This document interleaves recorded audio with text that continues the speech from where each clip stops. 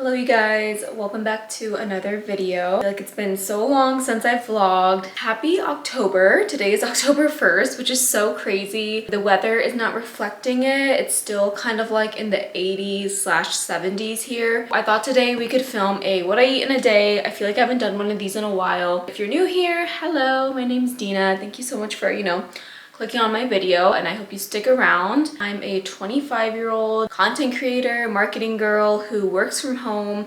I don't have any kids, it's just me and my husband, so that's kind of the angle I'm focusing on today. Right now I have my black coffee. It's actually almost 12 p.m. right now.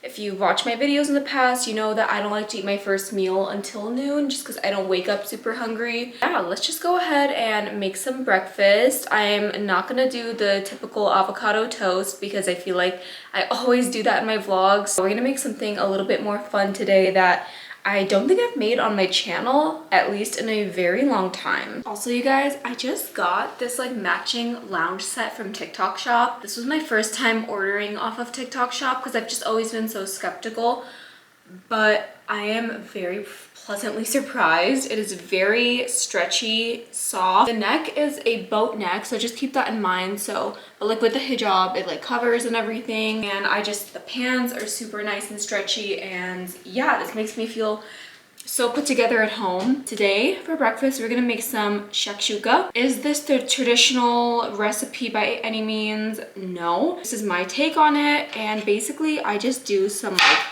bell pepper, tomato, onion. I probably should do a little bit of garlic, but honestly I get kind of lazy when it comes to that. So I'm just gonna go ahead and kind of like finely dice all my veggies. I'm gonna saute them, let them kind of soften up, cook down. We'll add some spices, tomato paste, and of course the eggs. I also went to a little fall farm. I guess it's not a fall farm. I went to a farm this past weekend and I got some fresh produce like bell peppers and tomatoes. They're just always so nice and crisp at farmers markets or the farm. If I had some diced tomatoes, like tomato sauce with diced tomatoes, I'd honestly use that because that's just quicker and easier and also turns out really good. I don't have that, so we're doing everything fresh today.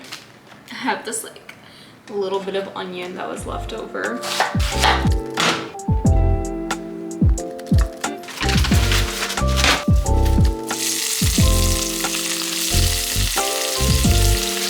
When you add the garlic, you have to be very careful that it doesn't burn.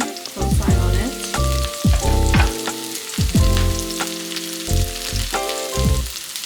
I know it may seem like a lot of oil, but that's because we're like continuously adding all the vegetables and the eggs and stuff. And I'm gonna go ahead and add the bell pepper and tomato. This part might get a little messy.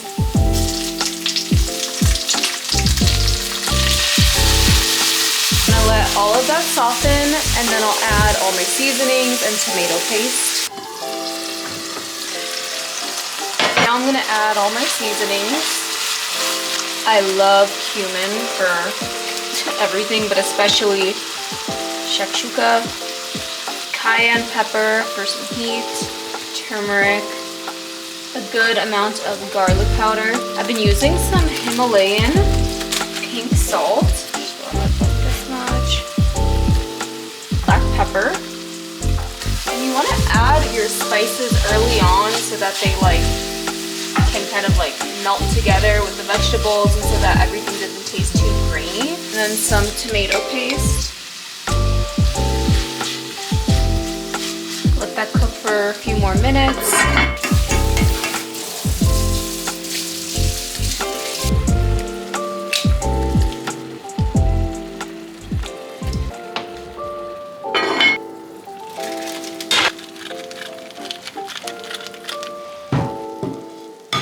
Breakfast is served. Alright, we just ate our brunch, so now it's time to make a little iced coffee. I don't have this every day, but on Wednesdays I like to make it because my husband works from home and it's just like a fun little midweek pick-me-up. I actually made my own homemade vanilla syrup. It's super easy. You just combine equal parts sugar and water. I think I did half brown sugar, half regular white sugar. Then you let that simmer and everything dissolve, and then you need to let it cool down. And then you add your vanilla extract. In this case, I added vanilla bean paste, and I love anything vanilla bean. And you know it's real vanilla bean when it has those little black specks in there. So I think I'm just gonna make like basically an iced vanilla latte with some of this Chobani sweet cream creamer. It's so good. Just a little splash of it is all you need. I'm gonna do a couple spoons of the syrup. Maybe like 3 spoons, maybe a little more, because I'm making 2 lattes.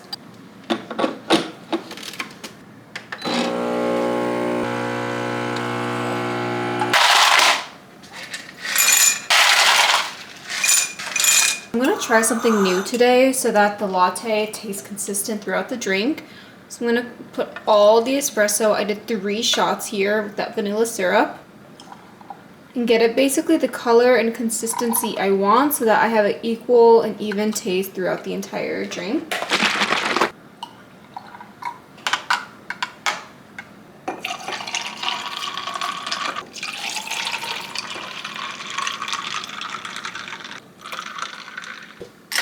Give it a taste.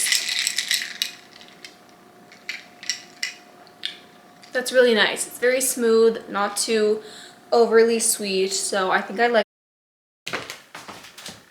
It is now 4 p.m. and I'm getting a little hungry, so I'm gonna have a snack.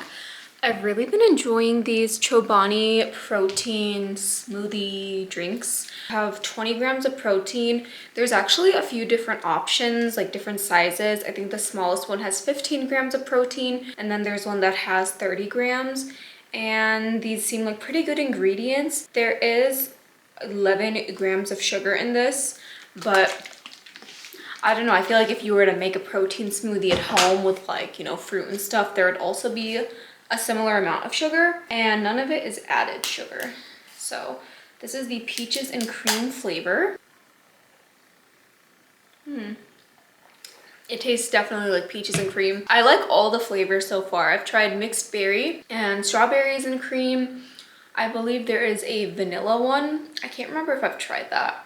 But anyways, around like, you know, the mid-afternoon, right before dinner, I get hungry, so I'll do like one of these, a Siggy's yogurt. If I'm gonna work out, I have like dates as a pre-workout, or go macro bar. So some sort of like easy snack that either has protein or, you know, just depending on how I'm feeling. Sometimes it'll also be a bowl of fruit. I was in like a big fruit kick last week, I think. But now I'm not. I just like go through phases and stuff. Anyways, I've been having some chicken leg quarters thawing in the fridge ever since the morning. It's like bone-in chicken, so those always take a little bit longer to defrost. I might remove it from the fridge and then leave it out. It's currently sitting in like a bowl of water. That's like the safest way to defrost or thaw your meat. But yeah, I'm gonna finish up some work. I'm gonna do some sort of like exercise. I don't know if that will be a gym workout or just a long walk. I feel like I'm wanting to go on a walk today. And then I'm gonna make some tandoori chicken legs tonight for dinner.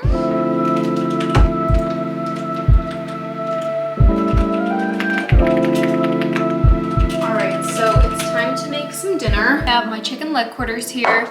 It takes me so freaking long to like de-skin them, cut off the fat, and I made some like deep slits in them so that the marinade can like penetrate more deeply. And plus they were frozen previously, so one of them was like so frozen. Honestly, I just hope we don't get any food poisoning. Basically, for tandoori chicken, it is very easy. You could honestly just use a shan masala or any like pre-made marinade mix, and I do use that, but I like to add a few more things. One of which is of course some ginger garlic paste.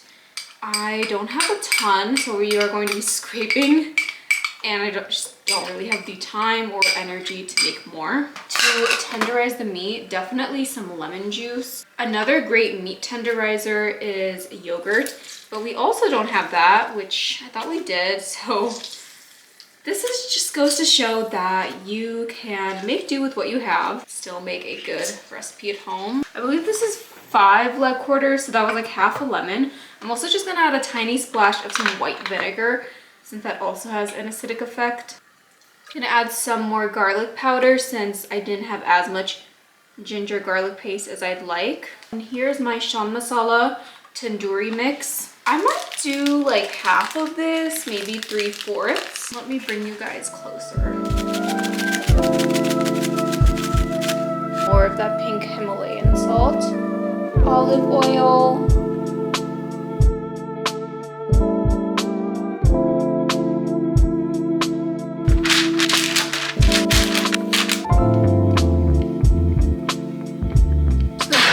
oven at 350 degrees for an hour and a half. I usually in the past have done like 400 or 425 degrees for 1 hour, but I feel like it doesn't come out as like tender and fall off the bone.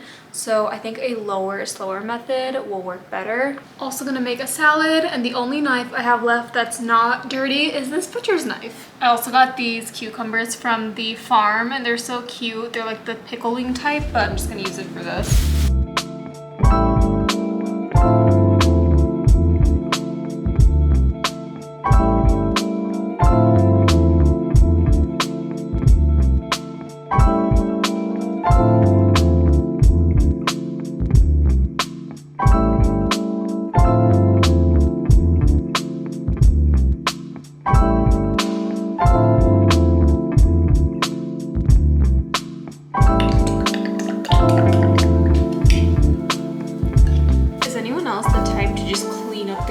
As you go, because like it drives me nuts if I see a little spill or a little mess. I just have to clean it up. Let's give the salad a little taste. It's the perfect balance of freshness that we'll need. I think I'm also gonna make some white zira rice on the side, which is basically just basmati rice with cumin seed, I believe.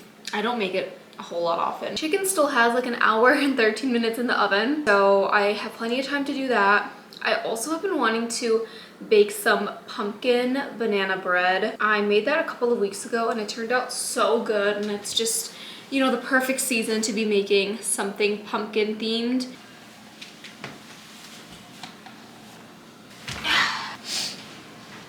Probably should get a stool. Here is the before, after. Here is how the chicken turned out. Nice. You know you've done well when this is the result.